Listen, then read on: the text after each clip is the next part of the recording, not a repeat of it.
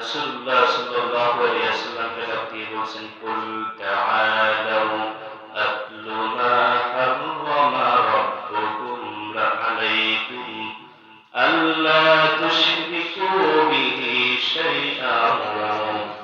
সূরা আল-আরাফের 151 নম্বর আয়াতে আল্লাহ তাআলা নবী সাল্লাল্লাহু আলাইহি ওয়াসাল্লামকে ডাক দিয়ে বলতেছেন, ও মুহাম্মদ সাল্লাল্লাহু আলাইহি ওয়াসাল্লাম, আল্লাহ তাআলা বলেন, বলো হে লোকেরা, এসো, আল্লাহ তাআলা তোমাদের জন্য যা কিছু হারাম করেছেন, এসো, বসো, আমি তোমাদেরকে সেগুলো শোনাতে চাই, আলোচনা করতে চাই।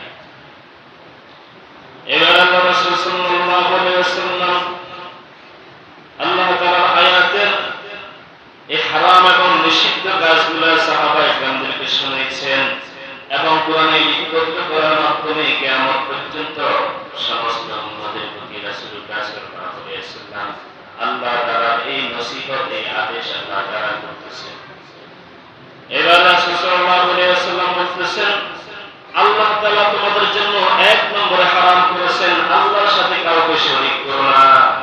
আল্লাহর সাথে কাউকে শরীক করো না মানে আল্লাহ ছাড়া কোনো মাবুদ নাই, আল্লাহ ছাড়া কোনো ইলাহ নাই, আল্লাহ ছাড়া ইবাদতের উপযোগী আর কেউ নাই।